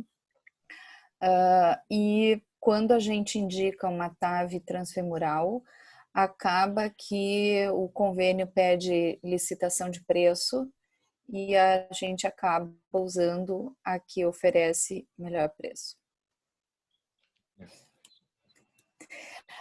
Tem uma outra válvula que agora entrou, não faz muito no mercado, que é a Accurate Neo, que é da Siméticas, que ela está muito competitiva, é uma prótese fácil de implantar, ela é fácil de posicionar, né?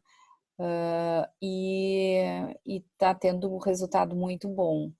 Então, assim, são N devices que tem no mercado, né? Eu te diria que a gente não tem uma preferência, eu acho. Uma outra, acho que uma pergunta, esses pacientes que vão para TAV, que a evolução da cirurgia a gente conhece bem.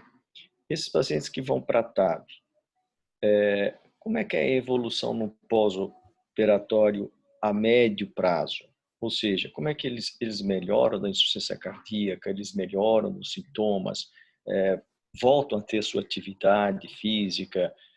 Lógico, a gente já sabe que é limitada nesses pacientes mais idosos, mas é aquele vozinho que ele gosta de ir na feira, ele gosta de ir no banco para resolver as coisinhas dele. Isso ele retorna a fazer ou não? Eu te diria assim que, de um modo geral, sim. Os pacientes eles têm uma boa evolução. Passada aquela primeira fase assim de curva de aprendizado, a gente tem conseguido dar alta para esses pacientes da UTI com 24, 48 horas. Eles têm tido alta do hospital precocemente, assim, com 3, 4 dias, e evolução muito boa, muito boa. Eles retornam ao que era esperado para aquela faixa etária, para aquelas condições, porque a gente acaba ainda que está só fazendo no paciente mais idoso e de alto risco, que tem comorbidades, né? Então, é claro que essas outras comorbidades vão influenciar, mas assim, foram vários pacientes já que a gente tirou de quadros de insuficiência cardíaca descompensada, e acaba que a gente com um quadro compensado. Muito bom. Eu acho que vamos ver se já tem algum resultado aí das perguntas que foram realizadas. Já tem alguma coisa, Pedro? Temos algumas perguntas aqui. A primeira, vou fazer logo a minha. Eu mandei um novo link no chat, podem tentar. Já tivemos 30 respostas. Quem não conseguiu, pode tentar agora nesse novo link. A minha pergunta é sobre esse conceito, né, do fenômeno da fragilidade e como eu quero saber se já existe algum score que já concilie esse fenômeno para indicar o melhor procedimento. Por exemplo, pelo que eu entendi, eu queria que a senhora explorasse melhor. Se esse paciente tivesse um STS baixo, um STS de 4%, que falaria a favor da cirurgia, por exemplo, mas ele seria um paciente com uma alta fragilidade, seria mais a favor da TAV, então, qual seria essa correlação? Como meio que balancear esses conceitos? Excelente pergunta. O que acontece? Os scores que nós temos hoje, o Euroscore, você não só licença um segundo, eu vou fechar uma porta aqui, só um pouquinho.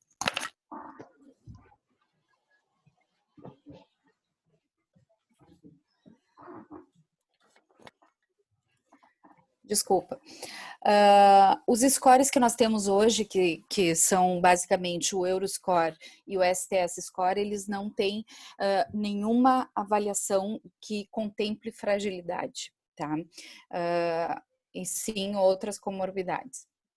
Então, existem já hoje vários scores de fragilidade, tem scores mais complexos e tem scores muito simples. Por exemplo, vocês podem procurar lá na internet depois o CATS Score, é K-A-T-Z. Ele é um score que tem, se não me engano, são 6 itens e que tu avalia na hora. Sim.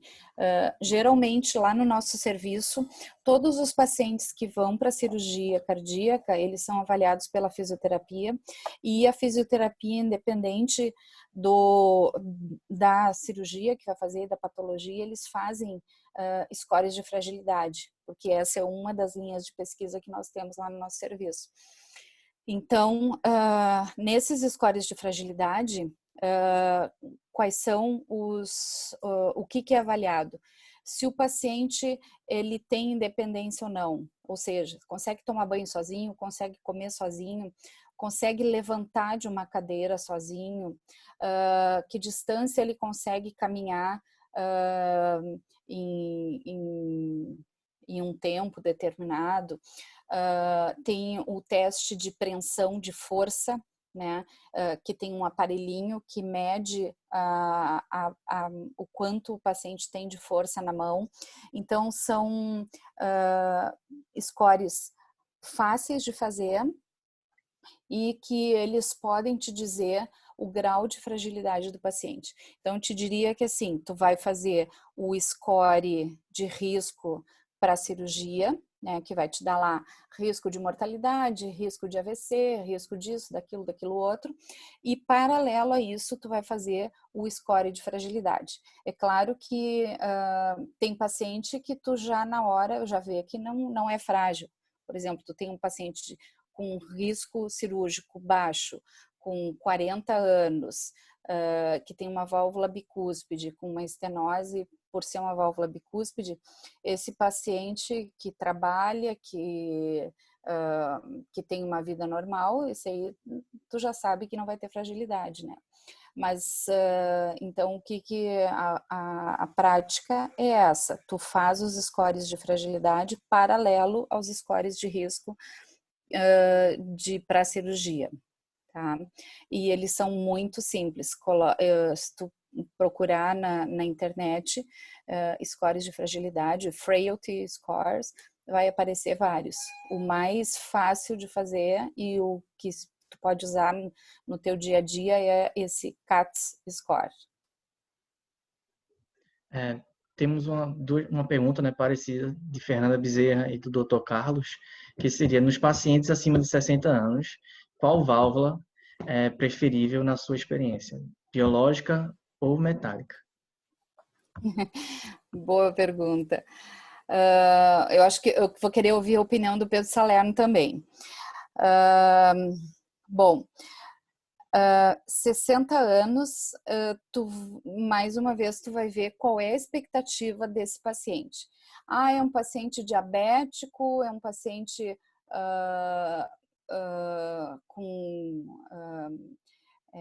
síndrome metabólica, que já tem perda de função renal, e tu não tem uma expectativa que ele vá chegar a 80, 85 anos.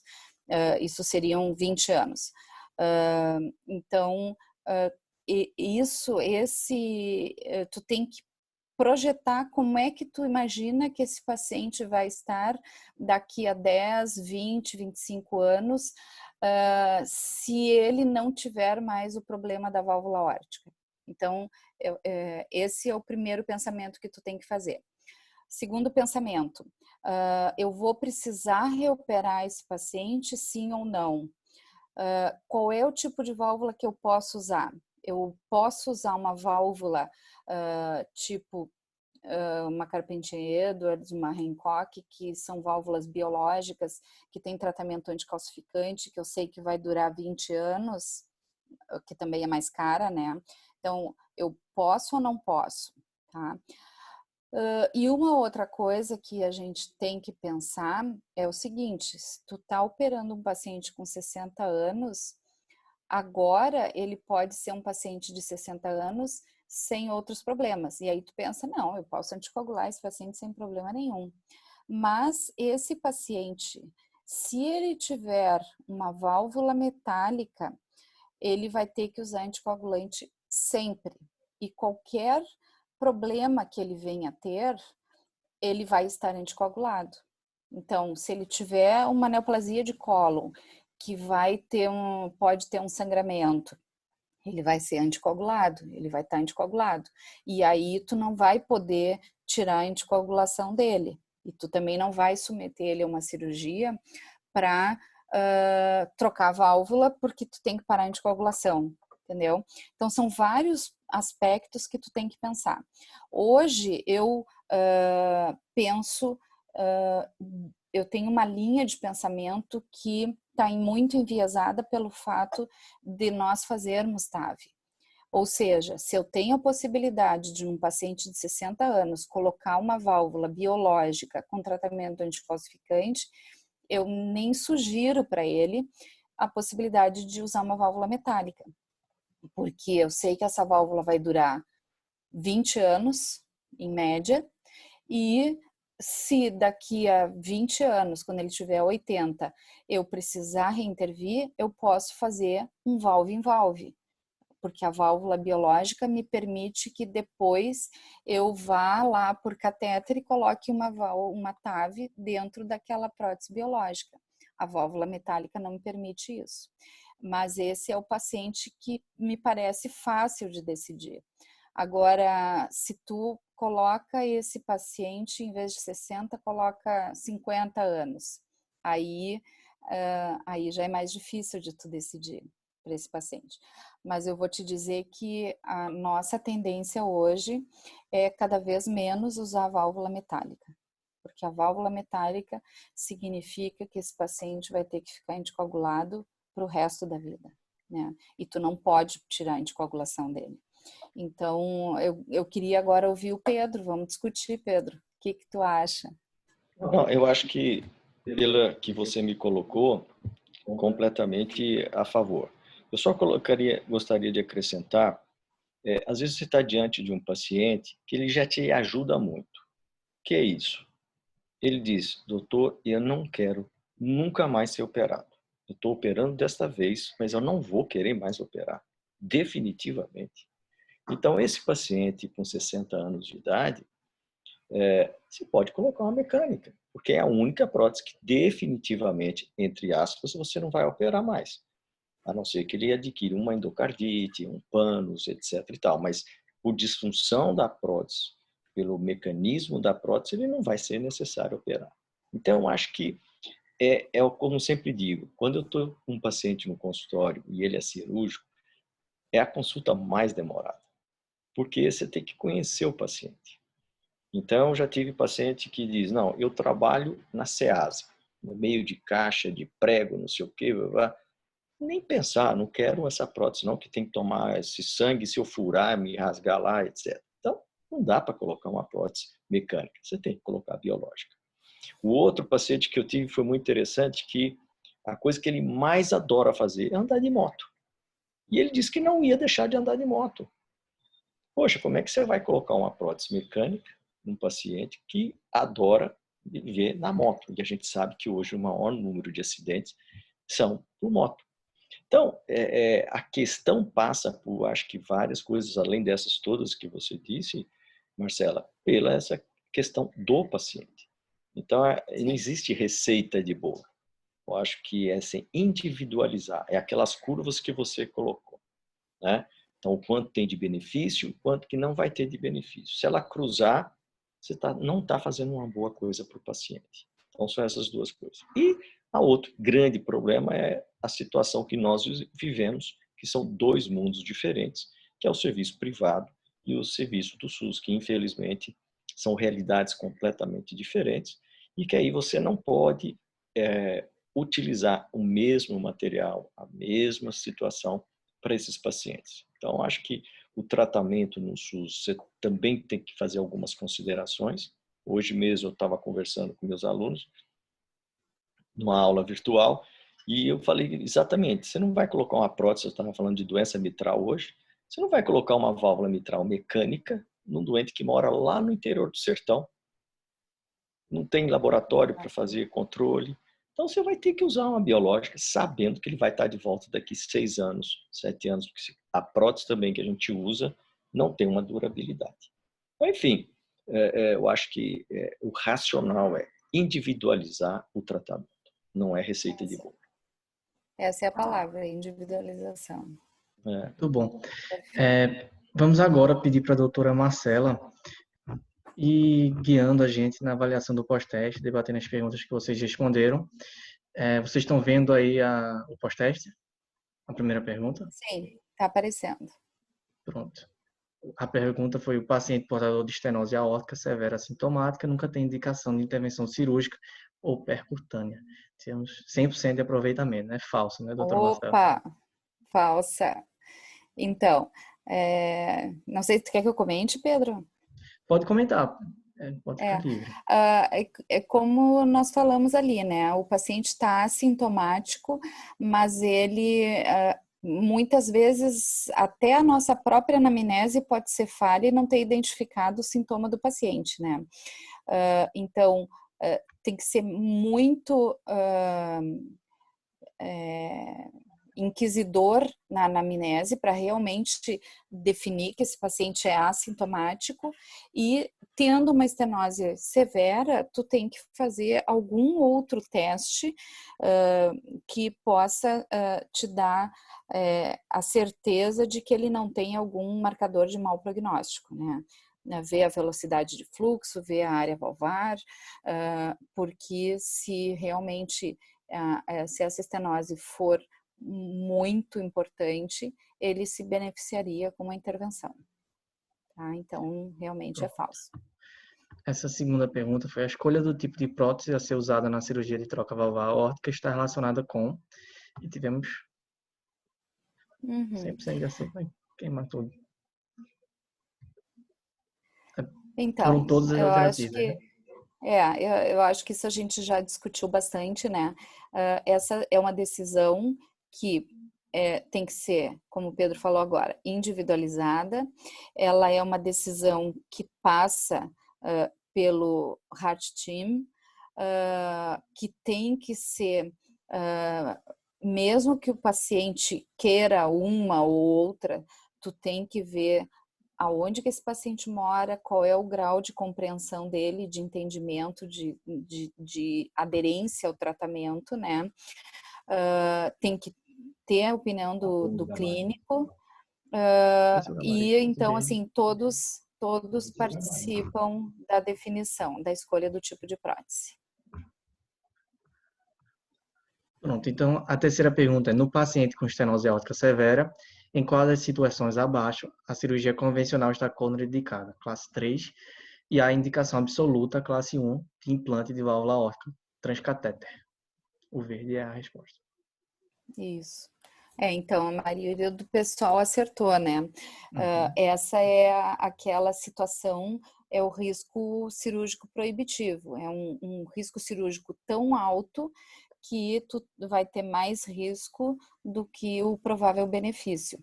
E uma vez que tu tenha uma alternativa de tratamento para essa estenose aórtica, e que já está comprovado pelo partner 1, que o paciente que não pode se submeter à cirurgia, se ele colocar uma TAV, ele vai ter uma sobrevida muito melhor do que se ele ficar sendo mantido só com tratamento clínico, tá? Então, esse é o paciente que tem um risco cirúrgico proibitivo. Quem poderia pensar ali no... a primeira alternativa, a primeira alternativa tem ali uma doença sistêmica terminal, isso é a futilidade, tá? E no risco cirúrgico alto, não há contraindicação à cirurgia, tá? E também não há indicação absoluta para TAV, tá? Então, é a alternativa do risco proibitivo, tá? As outras duas perguntas são do Eduardo Lapa, mas eu acho que a senhora também pode comentar. A pergunta foi um caso clínico, né? Paciente feminina, 78 anos, portadora de estenose aórtica há 3 anos. Há 3 meses relata síncope aos esforços e dor tipo anginosa, mesmo em repouso. Comorbidades importantes têm dislipidemia e doença pulmonar obstrutiva crônica, em tratamento com uso frequente de oxigênio domiciliar. O eco mostra calcificação moderada da válvula aórtica, gradiente máximo de 90 mg de mercúrio, gradiente médio de 45 e área valvar de 0,8. a fração de ejeção do ventrículo esquerdo é de 60% e o septo médio de 12 milímetros, com a parede posterior medindo 12 milímetros também. A pressão sistólica de artéria pulmonar estimada em 45 milímetros de mercúrio, sem outras alterações significativas. A cine-anjo normal e o STS mostrou-se mortalidade cirúrgica de 10%. Qual seria, no caso dessa paciente, a melhor conduta? Bom, ela tem, sem dúvida, uma estenose aórtica severa, né? Com síncope. A síncope é dos sintomas o de pior prognóstico, né? Quando o paciente passa a ter síncope, isso é por baixo débito, né? A estenose está tão... a válvula está tão fechada que o paciente tem baixo débito cerebral e acaba fazendo síncope, tá? E também a dor anginosa, que também, como ela tem a cine coronariografia normal, essa dor anginosa que ela tem é por baixo fluxo sanguíneo também nas coronárias. Então, ela tem uma estenose aórtica severa, sintomática, e com comorbidades. O DBPOC usa oxigênio domiciliar. Ela deve ter uma função pulmonar muito ruim, então isso pode ser um fator que não digo contraindica, mas porque a gente não tem aqui uma espirometria, né, para saber, mas certamente o risco cirúrgico dessa paciente é muito alto, como está mostrado ali em 10% pelo STS, né? Então, essa é uma paciente candidata ao tratamento valvar aórtico por implante percutâneo de biprótese. Esse aí, tá? Vamos ver ali. Comissurotomia aórtica. A comissurotomia aórtica é procedimento cirúrgico, precisa de cirurgia e extracorpórea, não seria uma alternativa. Tratamento cirúrgico, cirurgia, não. Tratamento clínico, não é uma alternativa também, né? A não ser que ela tivesse alguma coisa que dissesse que a expectativa de vida dela é de meses, né? Uma outra alternativa, que se tu não tem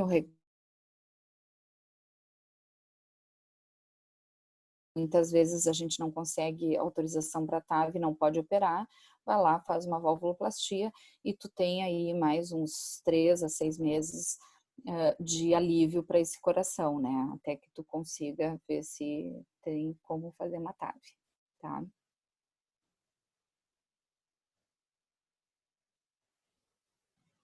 E a última pergunta foi sobre a estenose aórtica, para marcar a alternativa errada, né? Quando é errada, muita gente sempre marca a certa de primeiro, mas vamos lá. Estenose aórtica é doença valvar cardíaca comum, cuja prevalência aumenta com a idade. Uhum. Tá certo, ela É é verdade. uma Fato. valvulopatia bastante comum, é a mais prevalente, né? E é uma doença do idoso, tá?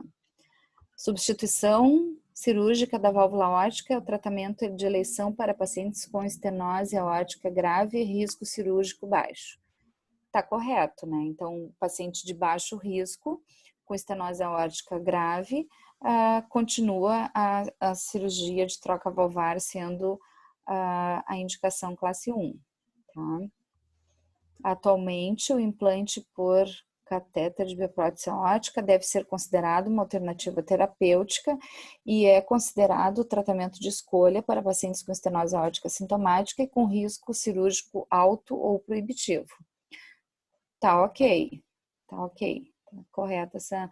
Eu não diria que é o tratamento de escolha para o paciente de alto risco, eu diria que ele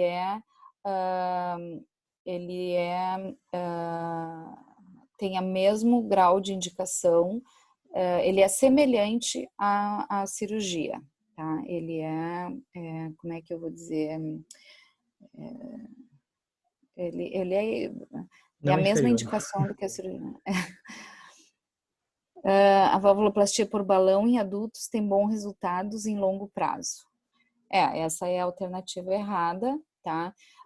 Porque a valvuloplastia ela pode ter um resultado muito bom, mas em geral, em 6 meses ela volta a estenosar.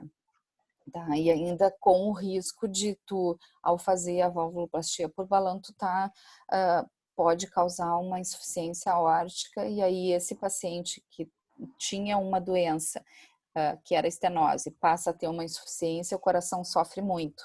Tá? Mas às vezes é aquilo que a gente já conversou, né? Pesar o risco e o benefício, tá?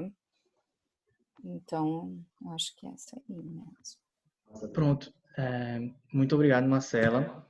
A gente já passou muito bem do tempo. Estamos com 86 participantes agora, foi muito bom. Tivemos 170 inscrições. 170. 170. E Parabéns. tivemos 109 pessoas que acompanharam a live, né? Já tiramos os prints das pessoas que participaram, vamos enviar os certificados. A gente queria só dar um lembrete, porque preparamos para a próxima semana também um outro webinar e queríamos estender esse convite para vocês. Deixa eu tentar colocar aqui.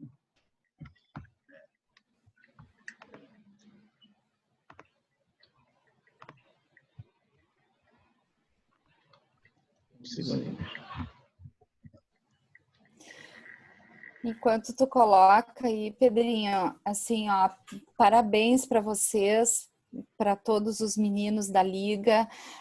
Isso é fantástico que vocês estão fazendo, de mobilizar essa coisa do jovem, né, de ter essa vontade e essa intimidade com as tecnologias, né, Pedro, que a gente não tem, mas eu dou parabéns para vocês. E olha, aproveitem tudo, tirem tudo que vocês podem tirar do professor Salerno, viu? Ele tem muito a ensinar para vocês. E aqui em Porto Alegre, o nosso serviço está disponível. A gente recebe estagiários, a gente recebe doutorandos. Nós somos ligados a uma universidade federal, que é a UFSPA. Então, assim, a gente está disponível, quem quiser vir nos visitar ou fazer algum estágio, nós estamos disponíveis, tá? O Pedro pode passar o meu contato para vocês. Porto Alegre não é mais tão frio como antigamente. Então, próxima semana, na quarta-feira, 7h30 novamente, teremos o webinar da parceria com a Liga de Cirurgia Cardiovascular, né, LCCV, com a Voz Eventos. O link para a inscrição vai estar mais tarde no Instagram, na bio dessas duas entidades. E o tema vai ser metodologia científica em tempos de Covid. Nós chamamos o professor Dr. Moacir Fernandes da Igualdade de São Paulo para trazer um artigo que a gente vai divulgar com vocês, sem essas polêmicas de propina, mas relacionado ao Covid.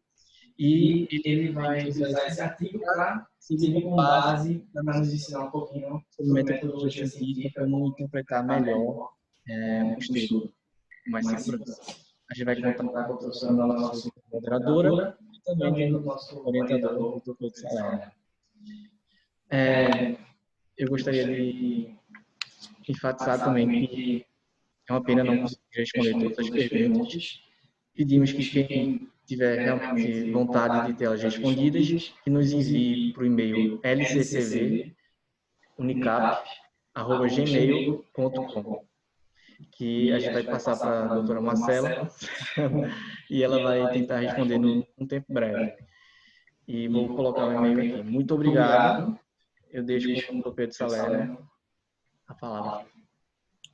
Bom, gente, eu só tenho que agradecer inicialmente à doutora Marcela por ter dispensado esse horário nobre, que eu sei que ela precisa descansar, mas sempre está disposta a nos colaborar com esses assuntos, e eu sinto sempre que ela é muito aberta a colaborar com esses jovens e futuros médicos e cirurgiões. Então, como ela mesmo disse, ela tem um serviço espetacular, onde ela pode receber os acadêmicos E vocês, como assistem cirurgia lá no Procap, pode ter essa chance também de ver um outro serviço funcionando e bem montado, bem estruturado. Eu gostaria de passar a palavra, antes de encerrar, para Maria Eduarda, presidente da Liga, para ela dar algumas palavras finais da Liga. Maria Eduarda, está aí ainda? Estou, professor. Pronto, a palavra é com você. E, gente, gostaria de agradecer muito a presença de todos.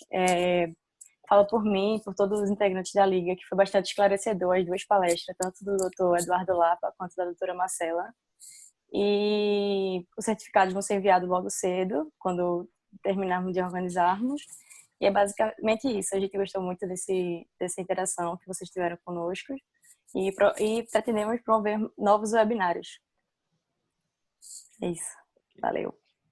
Eu, sem dúvida nenhuma, gostaria de aqui cumprimentar todos os ligantes. A gente estava um pouquinho afastado por causa desse isolamento, mas veio essa ideia e, graças a Deus, a gente está junto, porque a gente se encontra toda quarta-feira e eu, particularmente, já estava sentindo muita falta, porque eu acho que eu sinto que vocês são parte da minha vida, vocês sabem disso, e isso é muito gostoso e a gente conseguiu. E eu acho que essa web live aí está revolucionando e nós não vamos ser os mesmos. Eu acho que existe essa situação de isolamento, mas com certeza nós não seremos os mesmos pós essa crise. E eu acho que para melhor.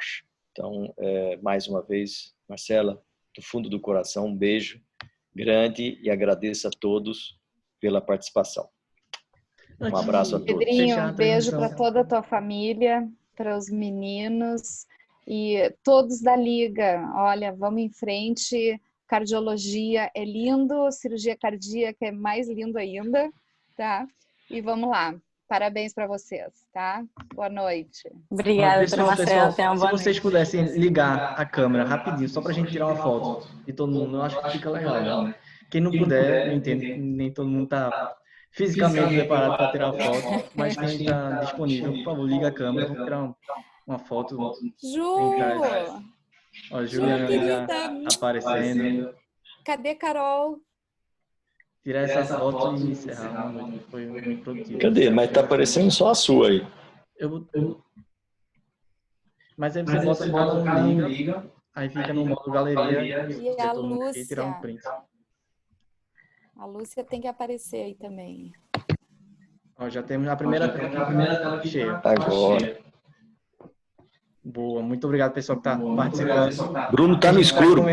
Bruno Soares, tá no escuro.